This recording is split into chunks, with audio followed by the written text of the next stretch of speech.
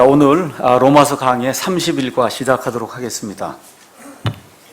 로마서는 1장부터 이제 16장으로 구성이 되어 있는데, 여러분께서 로마서 외에 다른 그 사도 바울의 그 서신을 가서 보셔도 공통적인 것이 그 안에 발견됩니다.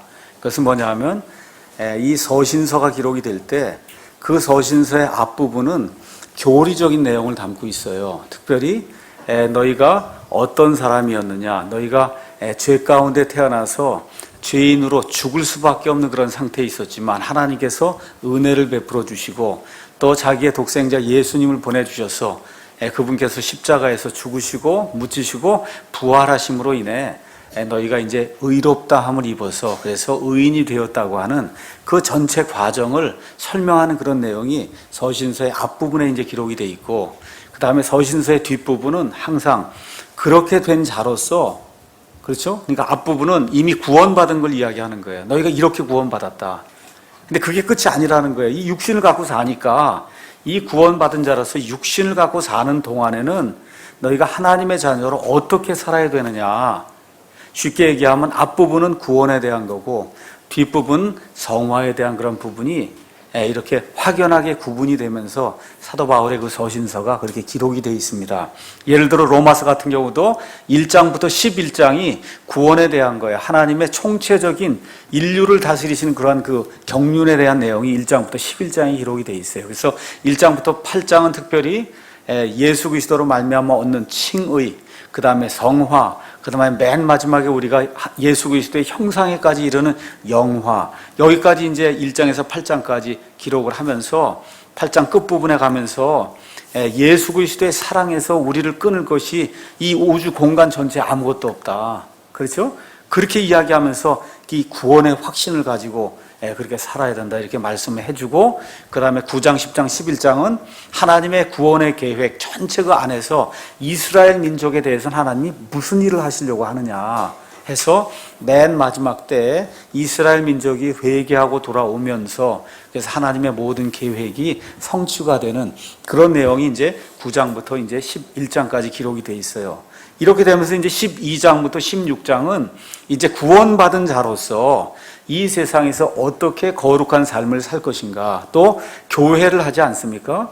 그래서 교회를 이렇게 하다 보면 각종 교회 안에 문제가 생길 수 있어요. 이런 문제들을 우리가 어떻게 해결해야 될 것인가, 이 내용이 이제 들어가 있습니다. 그래서 1장부터 11장은 구원, 그 다음에 뭐 더 자세하게 이야기하면 하나님께서 미리 아시고, 그 다음에 하나님께서 택하시고, 하나님께서 선택하시고 예정하시고 그 다음에 부르시고 의롭다고 칭해 주시고 또 성화시켜 주시고 하나님께서 영화롭게 하시고 이런 모든 과정들을 담은 그런 내용들을 담고 있고, 그 다음에 12장에서 16장은 성화의 내용을 담고 있습니다. 마찬가지로 에베소서도 6장으로 기록이 되어 있는데 앞에 1장부터 3장은 구원에 관한 내용이에요. 하나님이 구원시키시고 교회를 이루게 하셔서 교회라고 하는 것이 하나님의 구원 계획상의 어떤 거다, 이런 내용 말씀해 주시고, 4장부터 6장은 구원받은 자로서 어떻게 살아야 된다, 이렇게 서신서가 이제 구분이 되어 있습니다. 자, 이 내용을 기억하시면서 이제 교리적인 그런 그 내용, 어떻게 구원받느냐, 어떻게 성화가 되느냐, 이런 구원에 관한 이런 것들은 이미 11장으로 끝이 났고, 이제 12장에서는 교회 생활을 어떻게 해야 되고, 가정 생활을 어떻게 해야 되고, 그 다음에 개인의 생활을 어떻게 해야 되고, 또 형제들과는 어떤 관계를 유지해야 되고, 이런 내용들이 이제 실질적으로 구체적으로 이제 이 안에서 설명이 되어 나오고 있습니다. 1절 제가 읽겠습니다. 그러므로 형제들아, 내가 하나님의 긍휼을 힘입어 너희에게 간청하노니 너희는 너희 몸을 거룩하고 하나님께서 받으실 만한 살아있는 희생물로 드리라. 그것이 너희의 합당한 섬김이니라. 여기 1절 가서 보니까 그러므로 이렇게 나와요. 그래서 제가 성경을 잘 이해하려면 국어를 잘해야 된다 몇 차례 말씀을 드렸죠. 그러므로, 그게 무슨 얘기야? 앞에 여러 가지 이유들이 다 나와 있단 말이에요. 그렇기 때문에 이제는 이렇게 해야 된다, 그 얘기를 하는 거예요. 그래서 여기 나오는 그러므로는 1장부터 11장의 전체 내용을 다 포함하고 있는 거예요. 지금 내용이 바뀌었잖아요. 하나님의 전체적인 그 구원 계획에 대한 거 이제 말씀을 하고, 그게 이제 끝난 다음에 이제 이 세상에서 성도들이 어떻게 살아야 되는가 이제 이 내용이 나오면서 그러므로가 나오는 거예요. 하나님께서 우리가 죄인이었을 때 자신의 아들을 보내주셔서 그래서 그 아들이 죽기까지 십자가에 죽기까지 우리를 사랑해 주셔서 그래서 우리가 구원받았다. 그렇죠? 그 이후에 우리가 성화가 되고 이제 영화가 되는 그런 과정을 거치고 이스라엘에 대해서 하나님께서 이런 계획을 갖고 계신 걸 다 알았잖아요. 그러니까 다 알았으니까 이제부터는 그것에 근거해서 그러므로 형제들아 그렇게 이야기하는 겁니다. 여기 나오는 말씀은 형제들아예요. 이건 무슨 얘기예요? 구원받은 사람에게만 필요한 말씀이 지금 나오는 거예요. 구원받은 사람에게 필요한 말씀. 그러니까 여기 12장부터는 구원받지 않은 사람하고 별 상관이 없는 그런 얘기예요. 구원받은 사람이 구원받은 이후에 가정생활, 그 다음에 개인생활, 교회생활, 그 다음에 사회생활 이런 걸 어떻게 해야 되느냐 해서 형제들아 지금 그런 이야기가 이제 나오는 겁니다. 형제들아 하나님의 긍휼을 힘입어. 그러니까 내가 너희에게 지금 무언가를 지금 이야기하려고 하는데 이건 내가 뭐 하려고 하는 거 아니다. 하나님이 우리를 이렇게 불쌍히 여기신 것 그것을 힘입어서 그걸 근거로 내가 너희에게 이야기한다. 근데 거기에도 내가 하나님의 긍휼을 힘입어 너희에게 명령하노니 그렇게 기록이 되어 있어요? 아니면 간청하노니 그렇게 기록이 되어 있어요?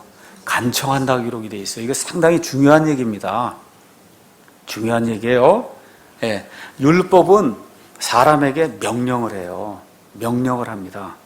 그래서 구약시대 이런 그 율법의 그 직무는 명령을 하고 그걸 듣지 않으면 정죄라고 그래서 사람을 죽이는 것과 같은 역할을 한 거예요. 근데 하나님의 은혜가 우리에게 베풀어지면 심지어 목사라도 성도 여러분에게 무언가를 좀 하십시오 할 때 어떻게 해요? 간청을 하는 거예요. 목사니까 여러분 막 내리 누르고 이렇게 하면 그러면 벌써 하나님의 은혜를 모르는 사람이에요. 지금 사도 바울이 지금 로마에 있는 사람들, 그러니까 로마서에 있으니 로마에 있는 사람들뿐만 아니라 사실은 이 말씀을 듣는 그런 모든 사람들에게 지금 이야기하면서 간청한다고 얘기하거든요. 그게 무슨 얘기예요? 부드럽게, 온화하게, 그렇죠? 예, 이렇게 너희가 이걸 들으면 참 좋을 것이다. 이런 심정으로 지금 이야기하지, 뭐 이렇게 독재하는 그런 그 심정으로 그렇게 이야기하지 않는다는 거죠. 그래서 제가 늘 이야기하는 게 있어요. 목사가 독재하면 그 교회 가지 마라. 목사가 일단 독재하면 예수님하고 상관없는 일을 하는 거거든요. 여러분 맞습니까? 네, 목사가 일단 1인 독재로 나가서 말 안 듣고 혼자 머리 꼿꼿이 이제 세우고 다니면 예수님이 하지 않은 일을 하는 거예요. 네, 그런 교회라 그러면 빨리 나와야 됩니다. 빨리 나와야 돼요. 아무리 뭐 진리를 가르치고 뭐 킹제임스다 해서 소용이 없어요. 킹제임스 성경에 올바로 들어가면 목사가 1인 독재하고 머리 꼿꼿이 세우고 그런 일 할 수가 없습니다. 여기 있는 바울의 심정처럼 간청한다. 이렇게 이야기가 돼야 되는, 아무리 좋은 얘기를 해도 간청한다. 그런 심정으로 성도들에게 권면을 해야지, 내가 하는 말은 하나님의 말이니까 반드시 들어야 된다 그러고 누르고 짓누르면 그런 그 교회는 예수님이 원치 않는 그런 일들이 이제 행해지는 겁니다. 그래서 고린도후서 5장 14절에 이런 말씀이 이제 기록이 되어 있습니다. 이는 그리스도의 사랑이 우리를 강권하기 때문이다. 그러니까 예수님의 사랑에 이렇게 사로잡히면은 그러면 간청하는 그런 심정을 가지고 성도들을 대할 수밖에 없다는 거죠. 그래서 제가 우리 교회 그 목회의 그런 지표를 항상 고린도후서 1장 24절로 제가 드리고 있어요. 우린 너희의 믿음을 지배하는 자가 되려 하지 아니하고 오직 너희의 기쁨을 돕는 자가 되려 하나니 너희는 믿음으로 서느니라. 제가 이번에 김문수 목사님을 이제 포항으로 이제 보내면서 내가 이 말씀을 다시 한번 또 드렸어요. 목회 그래도 어느 면에서 선배고 인생을 더 산 사람으로 목회에 성공하려면 이 말씀만 늘 기억해라. 믿음을 지배하는 자가 되려 하지 아니하고 너희의 기쁨을 돕는 자가 되려 한다. 왜 그래요? 너희는 믿음으로 서기 때문이다. 얼마나 멋있어요. 그렇죠? 이런 사람이 되면 성공할 겁니다. 말씀 선포하고 성도들 사랑하고 이렇게 되면 자연히 교회가 되는 거지, 무슨 프로그램을 하고 뭐 해서 그냥 강압적으로 누르고 이렇게 해서 서로 50만 명이 된다 그래요. 그럼 무슨 소용이 있어요? 여러분 그렇잖아요. 그렇게 막 눌러갖고 독재해갖고 20만 명 교회가 됐어요. 여러분, 그 무슨 소용이 있어요, 하나님 앞에? 아무 소용 없습니다. 아무 소용 없어요. 그래서 그 내용을 저와 여러분이 기억하셔야 돼요. 그러니까 우리 교회 안에서 목사가 되든지 집사가 되든지 하여튼 뭐 지도자가 돼서 뭘 하게 될 때는 간청하는 그런 심정으로 성도들을 대해야 됩니다. 그렇게 이야기하면서 너희 몸을 맨 끝에 가서 보니까 드려라 이렇게 이제 돼 있습니다. 드려라고 하는 말은 내준다는 거예요. 그래서 그 뜻이 뭐냐 하면 하나님 옆에다 둔다는 뜻이에요. 하나님 이렇게 계시면 하나님 옆에다 우리 몸을 자꾸 거기다 갖다 놓으라는 겁니다. 그래서 이 몸이 우리 몸이 아니라고 고린도전서 6장 19절에서 20절이 우리에게 이야기를 하고 있습니다. 그래서 같은 사도 바울이 기록한 그 말씀 제가 읽겠습니다. 도대체 무슨 말이냐? 너희 몸이 너희가 하나님에게서 받은 바 너희 안에 계신 성령님의 전인 줄을 너희가 알지 못하느냐? 너희는 너희 자신의 것이 아니니 주께서 값을 치르고 너희를 사셨느니라. 그런즉 하나님의 것인 너희 몸과 너희 영으로 하나님께 영광을 돌려라. 그러니까 이 몸을 마음대로 쓰면 안 되는 거예요. 어떻게 하라는 겁니까? 이 몸과 그 다음에 여기 우리의 영을 가지고 하나님께 영광이 되는 그런 삶을 살도록 그렇게 노력을 해야 된다고 성경이 이제 이야기하는 거죠. 그래서 잘 될 때도 우리 몸을 하나님 앞에 가져다 두고 또 실패하고 넘어질 때에도 우리 몸을 하나님 앞에다 자꾸 가져다 두는 그와 같은 일을 성령이 해주세요. 내가 해야 돼요. 어떻게 여기 보니까 어떻게 알아요? 드려라고 얘기하잖아요. 우리가 해야 되는 거예요. 우리가 성령님의 인도가 있고 성령님께서 이렇게 원하시는 것이 너무나 이 성경 말씀을 읽을 때 명백하게 드러나기 때문에 어떻게 돼? 순종하고 우리 자신 하나님께 갖다 드리는 그와 같은 일을 해야 된다고 성경이 이야기하는 겁니다. 그걸 가리켜서 희생물이다. 지금 그렇게 얘기하고 있어요. 살아있는 희생물로 드리라는 거예요. 희생물. 구약시대에는 이 희생제물을 누가 드렸어요? 제사장만이 드렸어요. 그렇죠? 제사장이 드렸어요. 그런데 지금 신약시대에는 예수님 안에 들어있는 모든 사람들이 하나님 앞에 직통 나아갈 수 있는 제사장이 됐거든요. 구약시대에는 짐승을 드렸어요. 근데 지금 이 신약시대에 하나님 원하는 건 저와 여러분의 몸이다. 우리가 가지고 있는 모든 것을 하나님께 드리는 그런 제사장으로 하나님 앞에 나아가라고 이제 이야기하고 있는 겁니다. 근데 희생 예물이 구약시대의 것은 다 죽인 걸 드린 거예요. 맞습니까? 다 죽여서 피를 흘리고 죽인 걸 가져다 드렸는데 이 신약시대는 더 이상 오늘 여러분 양이나 염소 끌고 오신 분 있어요? 혹시 교회 오실 때? 있어요? 없어요? 없죠? 다 끝난 거예요. 예수님이 다 이루었다고 말씀하시는 그 순간에 구약시대의 그 휘장이 위에서부터 아래로 이 성전에서 완전히 찢어져서 갈라짐으로 말미암아 구약시대의 모든 것 이런 이 예표가 됐던 그런 것들은 끝장이 난 겁니다. 그래서 신약시대가 열린 거예요. 시대가 완전히 바뀐 거예요. 지금 식으로 얘기하면 일제 36년, 35년 동안 식민지 생활하에 억압받고 살다가 8월 15일 날 해방됐다 그러니까 바로 그 순간부터 새 시대가 열린 거죠. 맞습니까? 그렇게 됐다는 거예요. 구약시대의 그 억압과 죽어있는 그 희생물 드리던 그런 시대에서 휘장이 갈라져 내림으로 더 이상 죽어있는 그런 그 희생물을 가지고 하나님께 나오던 그런 시대는 아주 종말을 고했다는 거예요. 맞습니까? 그래서 우리가 어떻게 해요? 살아있는 희생물로 우리 몸을 드리는 그런 사람으로 나와야 된다는 거죠. 그래서 로마서 6장 13절의 그 표현을 따를 것 같으면 죽은 자들로부터 이제는 살아난 자로서 하나님 앞에 나와야 된다. 성경이 그렇게 이야기를 하는 겁니다. 그 다음에 어떤 희생물이냐? 거룩한 희생물이다. 거룩하다고 하는 건 물론 깨끗한 거 맞습니다. 저와 여러분의 몸을 깨끗하게 하는 것. 거룩하다라고 한 얘기는 구분이 됐다는 거예요. 그러니까 우리 몸을 하나님을 위해서 구분된 몸으로 그렇게 여기면서 하나님 앞에 나와야 된다는 거예요. 그래서 어느 분하고 어저께 이런저런 이야기를 하다 보니까 그 얘기를 하시더라고요. 목사님 강해 설교나 이런 걸 듣고 보니까 이거 구원받은 이후에 성화된 삶을 사는 게 사실 굉장히 어렵더라고요. 그렇게 이야기하시는데 제가 그 정도 깨달았으면 정말 성경 제대로 잘 보셨구나. 정말 잘 보신 거예요. 구원받은 이후에 성화된 삶을 살기 위해서 부단히 노력해야 되는 거예요. 이제 하나님이 다 이루어 주셨으니까 그냥 뭘 해도 아무 상관이 없다고 그러고서 죄 가운데 방탕한 가운데 살면 하나님의 은혜를 아직 제대로 알지 못하는구나. 그렇게 판단할 수밖에 없는 거예요. 맞습니까? 은혜 가운데 있기 위해서 우리가 죄 가운데 거할 수 있겠느냐? 결코 그럴 수 없느니라.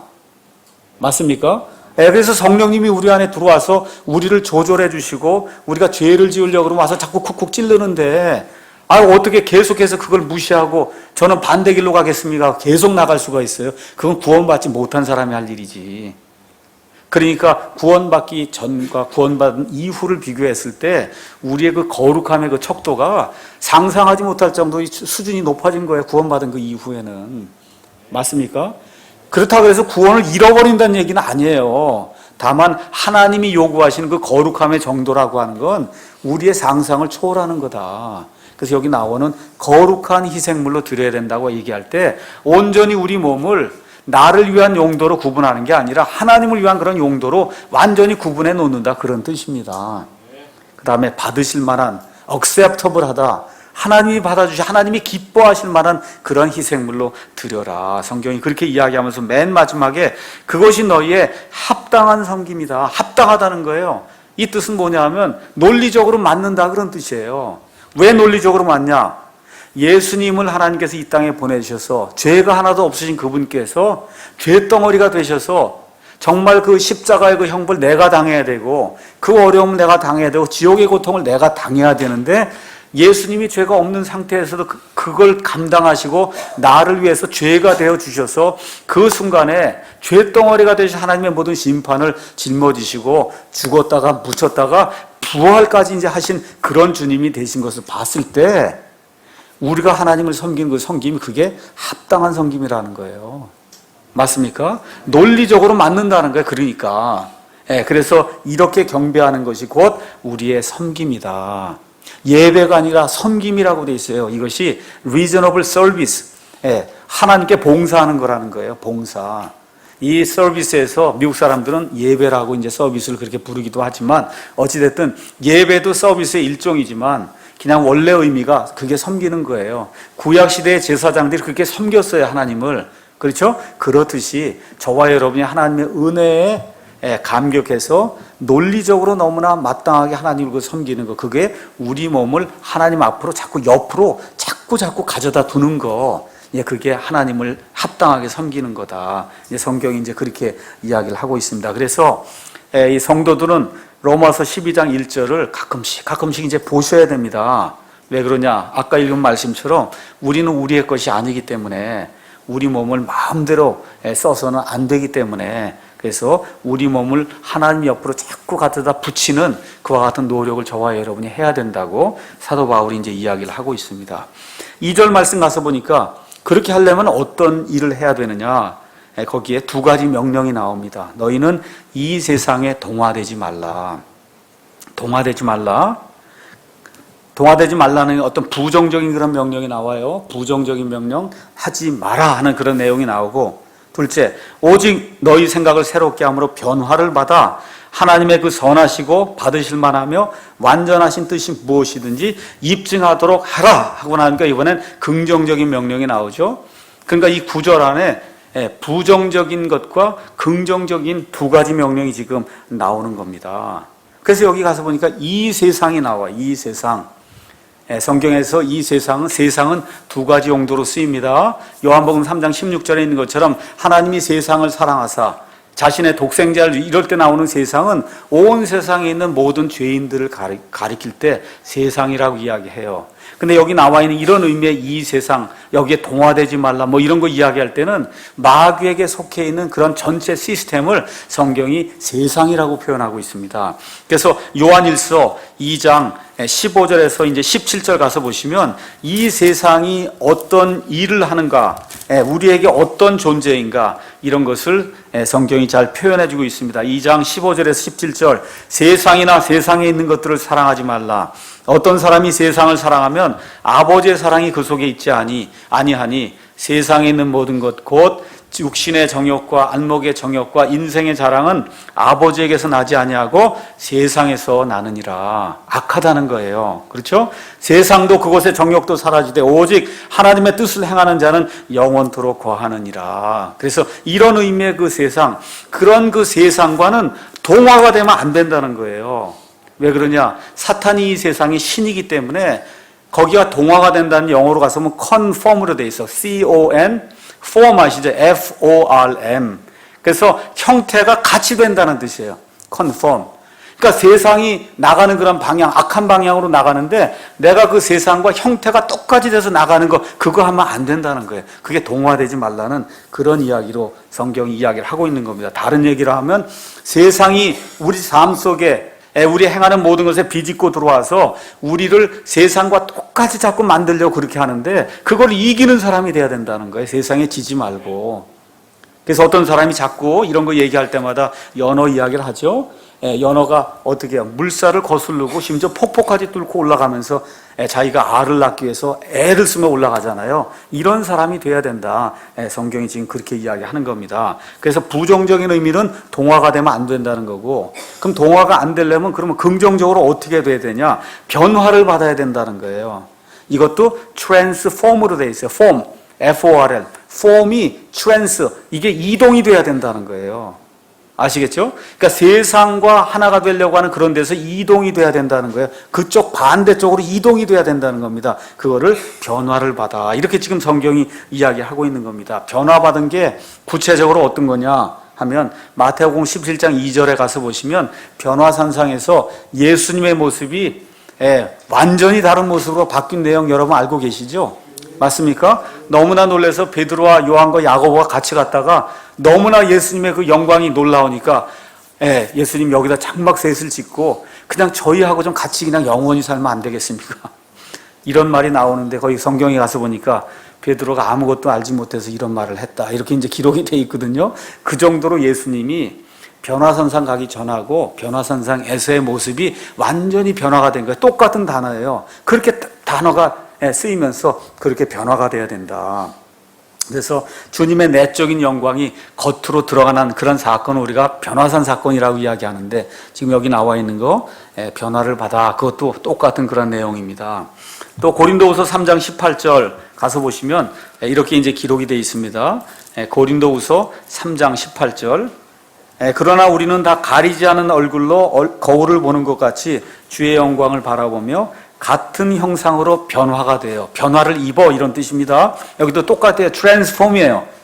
영광에서 영광이 이르렀나니 이것은 곧 주의 영으로 말미암은 것이니라 해서 성령님께서 저와 여러분을 변화시켜서 맨 마지막에 이렇게 영화로운 그런 존재로 만들어 주신다는 그런 내용이 이 안에 이제 기록이 되어 있어요. 이게 다 같은 의미의 transform이라고 하는 그런 단어가 지금 사용이 되고 있습니다. 그래서 우리는 그리스도의 형상에 동화되도록 그렇게 노력을 해야 된다는 겁니다.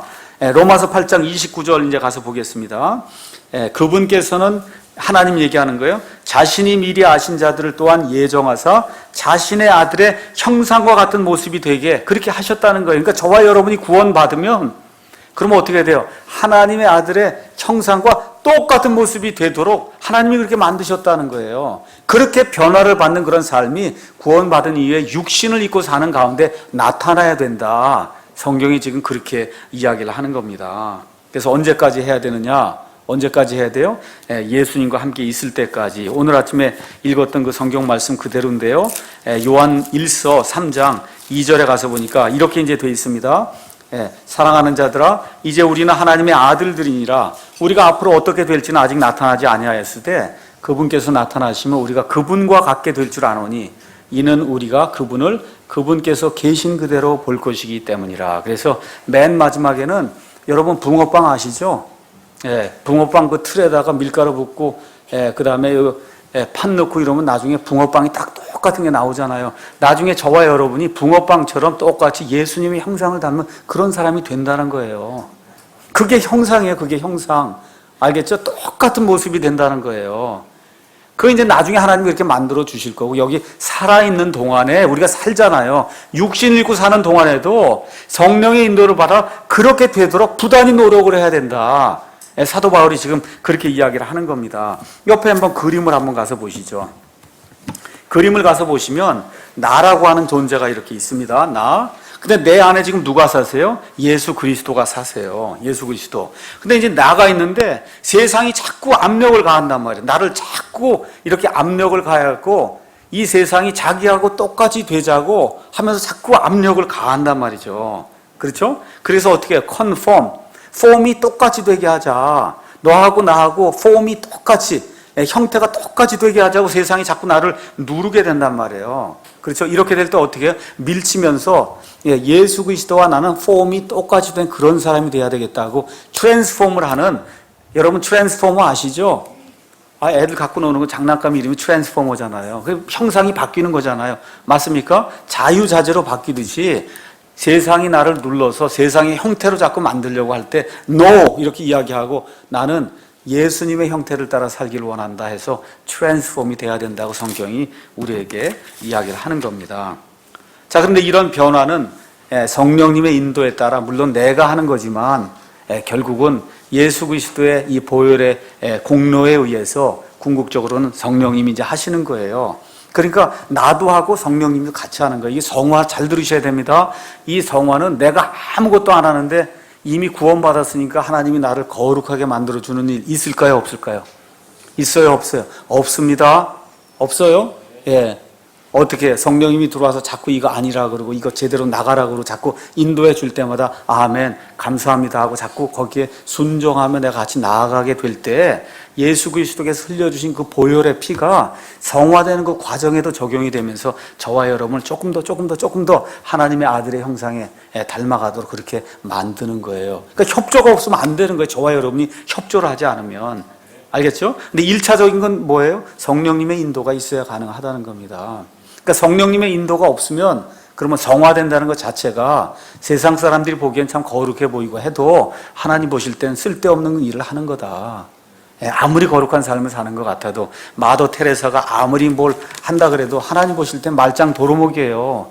그래서 저와 여러분이 올바른 일을 하고 성화된 그런 삶을 산다고 할 때는 예수님 안에서 성령님의 인도를 받는 가운데 그렇게 해야 그래야 하나님이 원하시는 그런 삶이 이루어지고 보상이 우리에게 있다. 성경이 그렇게 이야기하는 겁니다. 자, 그럼 이런 변화를 어떻게 이룰 수 있느냐? 거기 가서 보니까 뭐라 그래요? 생각을 새롭게 함으로 그래야 된다는 거예요. 생각을 새롭게 함으로. 그래서 여기 가서 보면 생각, 여기 마인드라고 돼 있어요. 마인드. 이 생각을 자꾸 새롭게 해야 된다는 거예요. 그러니까 예수 믿는 사람들은, 예수님을 믿는 분들은 생각을 자꾸 새롭게 하는 연습을 해야 돼요. 그 연습이 어디서 오냐? 이 책에서 오는 거예요. 경건서적을 많이 읽으라고 이야기를 하는 거예요. 하나님의 말씀을 읽고 이 경건서적을 자꾸 읽을 때마다 생각이 새롭게 되는 거. 아, 그렇구나. 이 믿음의 선진이 이런 걸 얘기하는데 이게 정말 이렇구나. 성경 말씀이 이렇게 얘기가 돼서 이렇게 적용이 되는구나. 생각을 자꾸 해야지. 생각을 하나도 안 하는 그리스도인은 말 그대로 0점짜리, 0점, 그럼 좀 하여튼 100점 만점에 60점 겨우 통과한 거 그거 되는 거예요. 생각을 많이 해야 돼요. 그래서 제가 책을 읽으라 그러고 책을 수십 권 사다 놓고 그리고 책을 읽으라고 얘기하는 겁니다. 생각을 새롭게 하기 위해서. 생각을. 아시겠죠? 그래서 우리의 도덕적, 영적 비전과 생각을 하나님의 생각하고 자꾸 일치가 되게 하려면 어떻게 돼? 알아야 일치가 될 거 아닙니까? 하나님이 어떤 분인지 알아야 하나님하고 일치가 될 거 아니에요? 맞습니까? 하나님의 생각이 무엇인지 알아야, 하나님의 비전이 무엇인지 알아야, 하나님의 계획이 무엇인지 알아야 거기에 합치가 되는 그런 삶을 내가 살 거 아니에요? 그러니까 어떻게 돼요? 하나님이 누구신가를 알기 위해서 애를 써야 되는데 그 애를 쓰는 거는 여러분 뭘 통해서 와요? 책을 통하고 성경 말씀을 읽고 그래서 자꾸 이 하나님에 대해서 알려고 노력하게 될 때 이런 일이 생긴다는 거예요. 그래서 하나님의 생각 자체가 그러면 어떻게 돼요? 우리 삶에 영향을 미치죠. 하나님을 알면 알수록 야, 하나님이 이걸 원하시는구나, 하나님이 이걸 기뻐하시는구나 하면 어떻게 돼요? 그게 우리 삶에 영향을 미친단 말입니다. 그러니까 하나님의 생각을 제대로 알려면 성경을 읽고 경건서적을 읽고 공부해야 돼요. 그 영생은 이것이니 그들이 곧 유일하신 참 하나님이신 아버지와 아버지께서 보내신 자 예수 그리스도를 아는 거다. 하나님을 많이 알고 예수님을 정확하게 알면은 알수록 구원이 확실해지는 거예요. 왜 구원 상실교리, 구원을 잃어버리면 어떨까? 그리고 구원받고도 평생 동안 이 속박에 갇혀 사느냐? 지식이 없기 때문에 그런 거예요. 지식이 없기 때문에.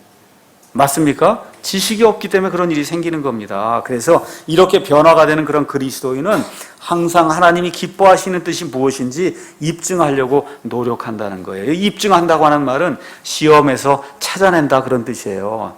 이거 잘 들으셔야 돼요. 야, 이거 입증하라니까 하나님이 기도해서 꿈에서 뭔가 계시로 예언기도 통해서 이 하나님의 뜻을 구해야 되는가 보다 이렇게 생각하면 큰일 납니다. 그렇게 입증하는 거 아니에요. 입증하는 게 뭔지 제가 가르쳐 드리겠습니다. 그래서 이 변화되는 그리스도인은 어떠한 고백을 하는 사람이냐? 나는 더도 아니고 덜도 아니고 오직 하나님이 원하는 것, 바로 그것을 하기 원합니다. 이렇게 되는 사람이 생각의 변화를 받아서 그래서 하나님을 기쁘시게 하며 자기 자신을 하나님 앞에 두려고 노력하는 사람이야. 더도 아니고 덜도 아니에요. 얼마나 멋있어요. 더도 아니고 덜도 아니고 하나님이 딱 원하는 거, 그걸 내가 하길 원한다. 근데 그걸 어떻게 할 수 있어요? 예언기도 통해 할 수 있어요? 아니에요. 이걸 통해 하는 거예요. 이 성경 말씀을 통해서 하나님이 알려주고자 하신 그런 모든 뜻을 아는 겁니다. 자, 그래서 오늘은 여기 나와 있는 하나님의 뜻, 선하시고 하나님이 받으실 만하며 완전하신 그 뜻이 뭐냐? 이 하나님의 뜻 얘기 나오니까 벌써 이게 예언기도, 꿈, 이거 지금 생각하는 사람이 있기 때문에 오늘은 제가 하나님의 뜻이 무엇인가 하나님의 말씀을 여러분에게 알려드리도록 하겠습니다. 제가 오늘 15권인가 책을 갖고 왔어요. 책의 제목이 성경이 말하는 하나님의 인도. 이 사람이 지은 사람은 피터 블룸필드 이렇게 돼 있고 성서 유니온에서 나온 책입니다. 지금까지 제가 책을 많은 걸 봤는데 그 많은 책 중에 하나님의 뜻에 관한 책은 이게 넘버원이에요. 이렇게 좋은 책이 없어요. 야, 이걸 읽으면 진짜 되겠구나. 아주 자세하게 얘도 나와 있고 하나님의 뜻이 무엇인가.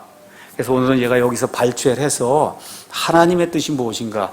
하나님의 뜻 찾으려고 엄청 노력하잖아요, 여러분. 맞습니까? 하나님의 뜻이 뭔가 여러분에게 말씀드리겠습니다. 여러분 이제 이메일 쓰고 그러잖아요. 그렇죠? 해서 로그인하면 하나님이 이메일을 보내주는 거 아닌가 이렇게 생각하는 분이 있어요. 하나님의 뜻, 그러니까 로그인해서 비밀번호 집어넣으면 하나님이 오케이 하고 하나 보내주면 이제 오늘은 하나님의 뜻이 요구에 대한 게 끝난 거예요.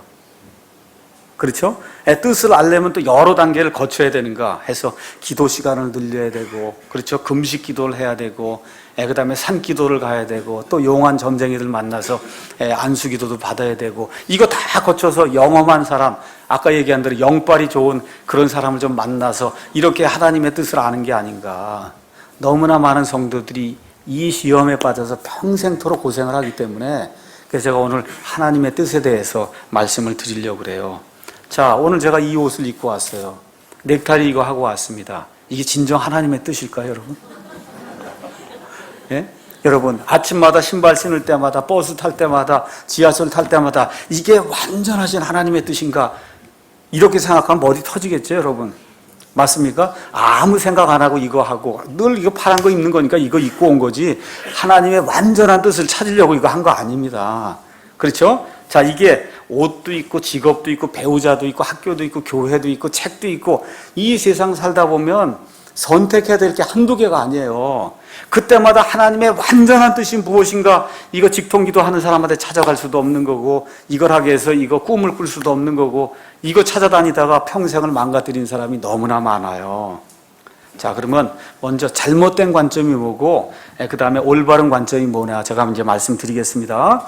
잘못된 관점은 무슨 일을 할 때마다 내 인생을 향해서 요 일에 대해서는 하나님의 완전한 뜻이 하나뿐이 없어. 그 완벽한 하나님의 계획을 내가 찾아봐야 되겠다 하고 작정을 하는 것 자체가 그게 잘못이라는 거예요. 잘 들으셔야 됩니다. 하나님의 인도, 하나님의 뜻이란 이 사람들 생각에는 그런 걸 찾아내는 거예요. 무슨 일을 할 때 하나님이 나를 위해서는 반드시 이거 하나를 딱 정해놨기 때문에 내가 해야 되는 일은 그걸 찾는 거라는 거예요. 그래서 그걸 찾기 위해서 꿈도 꿔야 되고 뭐도 해야 되고 영험한 사람을 만나야 되고 그 일로 열심을 내는 거. 그래서 하나님의 뜻에 따라 한 가지 일만 나한테 요 의사결정할 때 일어나야 된다고 생각하는 것 자체가 그게 잘못이라는 거예요. 자, 결혼 얘기를 하겠습니다. 내게 단 한 사람의 배우자가 내정되어 있고, 그래서 나는 그 사람을 찾는 게임을 시작해야 된다. 하나님 보실 때 내정되어 있는 건 맞죠. 그렇잖아요. 그러니까 하나가 있는데, 그렇죠? 그걸 찾기 위해서 이제부터 찾는 게임을 시작하는 거예요. 그래서 형사처럼 그냥 눈이 시뻘겋게 돼서 이 사람인가 아닌가, 이 사람인가 아닌가 하고 그렇게 찾아 돌아다니면서 일생을 하다 보면 장가도 못 가는 그런 일이 이제 생기게 되는 겁니다. 하나님의 완전한 뜻을 찾으려고 하니까. 무슨 얘기인지 아시죠? 그래서 이게 결혼, 직업 뭐 할 거 없이 너무나 많은 일에 이런 일들이 발생하다 보니까 그거 찾느라고 일생을 허비하는 이와 안타까운 그런 성도들이 많이 있습니다. 자, 그러면 제가 결론을 먼저 말씀드리면 내 인생을 향한 하나님의 완벽한 계획은 없어요. 그거는 불가능한 겁니다. 아침에 신발 신을 때마다, 아침 식사할 때마다 오늘은 무슨 성경을 읽을까? 휴가지를 어디로 정할까? 그 다음 자가용으로 가냐? 버스로 가냐? 걸어서 가냐? 그렇죠? 이런 모든 거에 다 하나님의 뜻을 구하려고 하면 그거 불가능한 거예요. 그러니까 그런 일은 없다고 생각하면 제일 깨끗한 거예요. 아시겠습니까? 없는 거예요. 그래서 불가능하기 때문에 모든 사람은 자기의 상식과 자기의 기호에 의거하여 자유롭게 선택하는 거예요. 그게 하나님의 뜻입니다. 조금 이따 제가 자세하게 설명해 드릴게요. 종교적인 그러한 신앙생활을 하려고 하는 사람만 꼭 하나님이 이렇게 하도록 저를 인도하셨어요. 그래서 저는 정말 평안해요. 이렇게 종교적인 말을 하거든요. 하나님 그런 인도를 안 합니다. 오늘 지하철 타고 가라. 그리고 오늘 신발은 파란 거 신고 가라. 하나님 그런 일 안 합니다. 아시겠죠? 배우자가 나타나면 여러분이 좋아서 결혼하는 거지 하나님이 그렇게 인도해서 그런 거 아니에요. 그거 여러분이 좋아서 하는 거예요. 맞습니까? 좋아서 하는 거예요. 결혼 맞습니까? 거기다가 하나님이 인도해서 이런 얘기 붙이면 이 사람이 상당히 종교적인 사람이구나. 하나님의 이러한 인도를 따라서 내가 선택을 하고 하나님의 인도라 그래도 100% 평안이 있는 거 아니에요. 평안이 있는 경우가 대부분이지만 평안이 없는 경우도 있습니다. 자, 그러면 올바른 관점이 뭐냐 하면 하나님의 뜻이 한 가지 의미가 아니라 두 가지 의미가 있다는 걸 잘 깨닫는 거예요. 하나님의 뜻에는 계시되어 알려진 뜻이 있고 계시되지 않은 뜻이 있어요. 계시되어 알려진 뜻은 이 성경 말씀을 통해서 하나님이 이걸 하는 걸 좋아한다, 저건 싫어한다. 이게 여기 처음부터 끝까지 이 안에 계시가 되어 있는 거예요. 이건 하나님의 도덕적 뜻이에요. 하나님의 명령이에요. 반드시 마땅히 일어나야 돼요. 이거 다 알려져 있는 거. 이게 있고 하나님의 숨겨진 뜻이 있어요. 숨겨진 뜻은 주권적인 뜻이에요. 하나님이 주권적으로 하는 거예요. 하나님의 계획을 이루려고. 그래서 이 드러난 뜻은 성경 66권 외에는 없는 거예요. 하나님이 알려주시고 확실히 알려주시고 드러내시고 계시해 주신 것은 이것뿐이 없어요. 그럼 숨겨진 뜻은 하나님이 영원토록 작정하신 거예요. 역사 속에서 일어나야 할 그런 모든 일들 하나님이 아시죠? 그 아시는 걸 청산일 가지고 계세요. 근데 그 일이 일어난 다음에만 알 수 있지 그 전에는 어느 누구도 모르는 거예요. 여러분 이해하시겠습니까? 어느 누구도 알지 못해요. 내가 A하고 결혼했어요. 결혼한 다음에 이게 하나님의 뜻이 이거구나 이렇게 얘기하는 거지. 알지 못하는 그런 상태에서 하나님의 뜻을 추구하려고 노력하면 어렵다 그 얘기입니다. 내일 아침에 있을 내 인생에 대한 하나님의 뜻은 내일 오후에 대해 알 수 있는 거예요. 여러분 아시겠어요?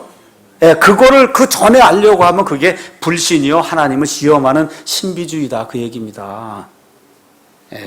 그래서 이런 뜻은 우리가 알래야 알 수도 없고, 그래서 우리의 인생지도는 하나님이 가지고 계신 수십억 개의 이 하나님이 가지고 계신 주권적인 뜻 가운데 하나예요. 그런데 이런 하나님의 주권적인 뜻은 하나님이 우리에게 결코 미리 알려주지 않습니다. 신명기 29장 29절 가서 보니까 감추어진 뜻은 하나님께 속하였고 알려진 모든 것은 우리에게 속했다. 그래서 우리에게 필요한 모든 것은 성경에 다 들어있어요. 그래서 성경에 따라 행하면 그게 다 하나님의 뜻이에요, 여러분. 하나님이 기뻐하신 일 여기 성경에 나와 있습니까? 나와 있어요? 이걸 믿고 하나님이 기뻐하신 뜻을 행하면 A를 배우자로 취하든 B를 배우자로 취하든 하나님이 기뻐하는 그런 일이면 그게 하나님의 뜻이다 그 얘기입니다. 아시겠어요? 그래서 또 하나는 이런 뜻은 알아도 소용이 없어요. 내가 미리 알았다 그래. 하나님의 그런 뜻을 알아도 하나님의 뜻을 바꿀 수 있어요? 못 바꿔요? 하나님의 주권적인 뜻은 못 바꿉니다. 못 바꿔야 하나님이 이미 계획해 놓은 걸 못 바꾸는 거예요. 심지어 죄와 실수까지도 그 안에 다 들어 있습니다. 그래서 결론의 말씀을 드리면 하나님의 주권적인 뜻에 순종하지 못한 것에 대해서 심판을 받을 존재는 단 한 사람도 없습니다. 심지어 마귀도 하나님의 이 주권적인 뜻을 거스를 수가 없어요. 그래서 우리는 어떤 것에 대해서만 심판을 받느냐? 성경에 명백히 기록된 이 하나님의 뜻, 여기에 어긋나는 일 한 것에 대해서만 심판을 받는 거지 하나님이 주권적으로 하나님이 정해놓으신 그 뜻, 그걸 우리가 어떻게 지킬 수 있어 알지는 못하는데. 그러면 제가 아담과 이브 이야기를 하고 그리고 마치겠습니다. 아담과 이브가 하나님께서 이제 처음에 아담과 이브를 지어놓으니까 너무나 하나님의 이 완벽한 뜻을 이루고 살아야 되겠다는 욕망이 생겼어요. 근데 특히 이 이브에게 그런 욕망이, 하나님의 뜻을 특히 우리 자매들이 많이 찾습니다. 남자들 가서 수영하고, 지금 아담 같으면 수영하고 놀다가 와서 이제 저녁을 먹으려고 하는데 이분이 이제 걱정이 된 거예요. 이 저녁 식사를 어떻게 완전하게 하나님의 뜻대로 준비해서 먹을 수 있을까? 이걸 지금 생각하고 보니까 많은 과일이 있는데 사과를 먹어야 하나님의 뜻인가, 바나나를 먹어야 하나님의 뜻인가, 이 걱정이 된 거예요. 하나님께 여쭤봤어요. 하나님, 바나나입니까? 사과입니까? 근데 하나님이 묵묵부답해요. 아무 대답을 안 해요. 그래서 남편이 수영 갔다 이제 돌아오니까 아담에게 물어보는 거죠. 이게 어느 게 하나님의 뜻이 뭔지 내가 물었는데 하나님이 대답을 안 하니 당신이 한번 좀 물어보시오. 그래서 아담이 물어봤는데 하나님이 대답해 줍니까? 안 해줍니까? 안 해주죠? 안 해줘요. 하나님은 아무 얘기를 안 해줍니다. 하나님이 그들에게 주신 명백한 뜻이 있어요. 그 뜻이 뭐예요? 창세기 2장 16에서 17절. 동산에 나는 나무의 모든 건 다 먹어도 되는데 뭐는 먹지 말라 그래요? 동산의 중앙에 있는 선과 악을 알게 하는 그 나무의 것은 먹지 말라 하나님이 얘기했죠. 맞습니까? 그거 명백한 하나님 뜻입니까? 그러니까 그것만 어기지 않으면 뭘 먹어도 다 하나님의 뜻이다, 그 얘기입니다. 여러분 이해하시겠어요? 근데 이브에게는 이제 그래서 사과를 따왔어요. 사과를 먹기로 이제 결정했는데 이브에게 또 이 사과를 어떻게 먹는 게 완벽한 하나님의 뜻인가 또 생각이, 이걸 갈아 먹어야 되나, 애플 파이를 만들어 먹어야 되나, 그렇죠? 이걸 또 어떻게 먹어야 하나님의 완벽한 뜻이냐, 그렇죠? 그렇게 되니까 이걸 먹다가 혹시 하나님의 뜻을 거스르는 거 아닙니까? 이런 사람이 실제로 있습니다. 그래서 제가 말씀드리는 거예요. 이브가 그렇게 걱정을 하는데 궁극적으로 아담과 이브가 결론 내린 게 뭐예요? 금지된 열매 이외에는, 그렇죠? 어떤 것을 어떤 식으로 먹어도 다 뭐예요? 하나님의 뜻입니다. 맞습니까? 맞아요? 그래서 우리는 폭넓은 선택의 복을 가지고 있어요. 하나님이 주신 자유를 가지고, 우리에게 주신 상식과 이성과 논리와 이런 걸 가지고 하나님이 명백하게 알려주신 이 성경의 범위 안에서 마음대로 선택해도 그게 다 뭐예요? 하나님의 뜻입니다. 맞아요? 그러니까 이브의 문제가 뭐예요? 모든 거 할 때마다 하나의 완벽한 뜻, 그걸 해야만 하나님이 기뻐하심으로 하고 거기에 매이게 되니까 문제가 되는데, 그런 거 있습니까? 없습니까? 없어요. 그래서 우리는 의사를 결정할 때 드러난 하나님의 뜻, 성경에 명백하게 드러난 이 하나님 뜻 안에서 상식과 이성을 사용해서 자유롭게 선택하면 되는 거예요. 그래서 이분이 이제 그 안에 그렇게 기록했어요. 하나님의 뜻은 동그라미 안에 찍혀있는 조그마한 점이 아니다. 오히려 여러 가지가 가능한 엄청나게 몰려오는 그런 한강과 같다는 거예요. 강과 같은 거의 폭이. 여러분 아시겠습니까? 그 가능성 안에서 선택할 수 있는 수백 가지, 수천 가지, 수억 가지의 그 대안적 선택들이 이 명백히 드러난 하나님의 뜻에만 위배가 되지 않으면 다 저와 여러분이 선택할 수 있는 하나님의 뜻이라는 겁니다. 이걸 이해하고, 그리고 우리는 믿음으로 걷고 보는 것으로 걷지 아니한다는 고린도서 5장 7절의 말씀을 따라 믿음으로 이렇게 걸어 나갈 때 하나님이 기뻐하시고 그게 하나님의 뜻이에요. 그래서 히브리서 11장에 뭐라고 기록이 되어 있어요? 11장 6절에 믿음이 없이는 하나님을 기쁘게 하지 못한다. 모든 게 하는 게 믿음으로 하는 거예요. 맞습니까? 그래서 이 하나님의 말씀 가운데, 이 말씀 가운데 하나님이 명백하게 알려진 그 말씀에 위배되지 않는 가운데, 모든 걸 다 알지 못하는 가운데 믿음으로 하는 겁니다. 히브리서 11장 8절에 아브라함은 하나님이 자기를 불러서 여기로 가라고 할 때 거기가 어딘지 알지도 못한 채 나아갔다 그랬어요. 뭘로? 믿음으로. 맞습니까? 그래서 이렇게 생각을 해야 여러분과 저의 삶이 자유롭게 되고 평안하게 되는 겁니다. 근데 문제가 뭐예요? 성도들은 폭넓은 자유보다는 끝도 없는 규칙들을 편안하게 여기는 거예요. 교회에 이렇게 100가지 정해주고 그것만 하면, 목사가 그것만 하라 그러면 목사님 그거 제가 다 했습니다. 마음의 평안이 쫙 찾아오는 거예요. 너무 좋다. 그렇죠? 여기에 길들여져 있기 때문에 하나님이 100개 아니라 1000개, 10,000개, 10,000개의 선택의 자유를 줬는데도 불구하고 그거를 사용을 안 하는 거예요. 왜? 여태까지 그렇게 길들여져 있기 때문에. 그래서 저희 교회에서는 그런 거 없습니다. 하나님의 뜻에 명백하게 어긋나는 것이 아닌 한 얼마든지 해도 아무 문제가 없어요. 어떤 분이 그런 얘기를 해요. 목사님, 그 성형수술을 하면 그 하나님의 뜻입니까? 아닙니까? 제가 이게 눈꺼풀이, 이게 쌍꺼풀이 앉아갖고 이게 성형수술을 좀 해야 되겠는데 이거 하나님의 뜻입니까? 아닙니까? 여러분, 어떤 것 같아요, 여러분? 예, 하는 게 하나님의 뜻이 안 하는 게 하나님의 뜻이야. 이런 건 하는 거 안 하는 거 하나님의 뜻 아니에요. 여러분 쌍꺼풀 하나 이렇게 해서 저기 칼로다가 이렇게 쌍꺼풀 하나 한 게 그게 무슨 큰일 저질렀어요? 죄악 저질렀어요? 전혀 아니에요. 근데 그게 습관이 돼서 얼굴을 고치는 게 평생 동안 지속이 된다. 이건 하나님의 뜻이 아니죠. 맞습니까? 이거 칼로다가 하나 이렇게 했는데 죽을 몸 여기다 그만하고 갖고 쌍꺼풀에서 예쁘게 하겠다는데 그게 뭐가 문제가 돼요, 그게. 여러분, 맞습니까? 아무 문제가 없어요. 그런 건 여러분이 상식과 이성을 사용해서 그래서 여기에 그게 위배되는 게 전혀 아니에요. 이거 썩어 죽을 몸인데 이거 내가 조금 좀 예쁘게 해야 되겠다. 저도 우리 집사람 여기 가운데 제가 이렇게 하다 보니 이 가운데가 이렇게 이트로 파이더라고요. 그래서 가서 필러를 하나 맞아야지 안 되겠다. 그래서 제가 평생 처음 가서 필러를 맞으니까 없어지더라고요. 그렇게 되니까 가운데 이게 없어지니까 인상이 좋아지잖아요. 그렇게 돼서 뭐 하나님의 뜻 어긴 거죠? 아무것도 없어요. 아무것도 없어요. 제가 가서 필러 30만 원이니까 얼마 주고 요거 한 대 맞은 거 외에는 아무것도 없어 한 게. 그랬더니 인상이 좋아졌다 그래. 그럼 아멘 감사합니다 하는 거지. 뭐가 하나님의 뜻이 있어요. 그런 거 하나님의 뜻 찾을 필요 없는 겁니다. 그래서 우리는 하나님의 주권적인 뜻을 알려고 노력하지 말고 드러난 뜻을 알고 우리의 자유의지를 사용하는 법을 배워야 돼. 그게 하나님의 뜻을 입증하는 거예요. 그렇기 때문에 종교적 언어를 사용하지 마요. 내게 비전이 생겼다. 하나님이 내 마음에 그 문제를 두셨다. 성령님의 인도하심을 내가 구하고 있다. 그렇게 인도하심을 받았다. 하나님께서 이렇게 하도록 나를 인도하셨습니다. 이 아내를 얻도록 그렇게 저를 이렇게 하지 말고 제가 좋아서 결혼했습니다. 이렇게 얘기하란 말이에요. 제가 이 사람이 좋아서 결혼했습니다. 이래야지. 하나님의 뜻이 이래 갖고 제가 인도를 받아서 이 아내를 여기 선택하게 됐다.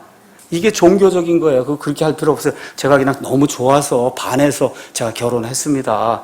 결혼하는 거 하나님 뜻 맞습니까? 맞아요. 그리고 가능하면 믿음 안에서 결혼하는 거 하나님 뜻 맞습니까? 그대로 해서 내가 선택의 조건을 가지고 너무 좋아서 내가 결혼했습니다. 이래야 하나님이 기뻐하는 거예요. 거기다 하나님 뜻대고 뭐 성령의 인도가 있고 밤새 기도하고 귀에 들리고 이렇게 나오면 이 사람이 아직 애기구나. 아직 어리석은 자구나. 이렇게 이제 이야기하는 겁니다. 그래서 이런 거 틀린 거예요. 하나님 우리에게 이메일을 주지 않습니다. 이메일을 안 주세요. 전도서 말씀 하나만 읽고 마치겠습니다. 전도서 11장 5절에서 6절. 전도서 11장. 제가 6절만 읽겠습니다. 아침에 내 씨를 뿌리고 저녁에 내 손을 금하지 말라. 이것이 잘 될지 저것이 잘 될지 혹은 그것들이 둘 다 똑같이 좋을지 내가 알지 못하느니라. 이건 모르는 거예요. 맞습니까? 이런 모르는 영역에 속한 걸 자꾸 뜻을 구하면 그게 뭐야? 불신행위고 신비주의를 하는 거예요. 여러분 이해하시겠죠? 그래서 하나님이 자기에게 말했다고 하는 사람 만나면 확실하게 그게 아니라는 걸 얘기해 줘야 돼요. 뭐라고 해요? 하나님이 어젯밤에 이렇게 얘기했는데 이 일을 하면 안 된다 그럽니다. 그거 암만 얘기해줘도 그 사람 그거 깨닫지 못하거든요. 그럴 때는 뭐라고 대답해야 돼요? 하나님이 글쎄 오늘 아침에 내게 또 얘기해 주셨는데 하나님이 당신에게 그런 말 한 적이 없다 그럽니다. 아시겠어요? 하나님이 그런 말 한 적이 없다 그래요, 저한테. 그렇게 해서 이걸 죽여놔야지 옆에 평생 쫓아가면서 하나님이 이랬다, 하나님이 저랬다 이런 사람 하나 옆에 붙으면 결정하기가 대단히 어려워요. 내가 영향을 받습니다. 맞죠? 그런 일은 없어요. 그러니까 저와 여러분이 생각하는 하나님의 뜻은 다 어디에 들었어요? 여기에 들었어요. 그렇죠? 이 하나님이 명백하게 보여주신 이 하나님의 뜻, 이거에 위배가 되지 않으면 내가 하는 모든 선택이 다 하나님의 뜻입니다. 맞습니까? 얼마나 멋있어요. 이게 그리스도인의 자유예요, 이게. 이해하시겠죠? 그래서 여기까지 이야기하고 마치겠습니다.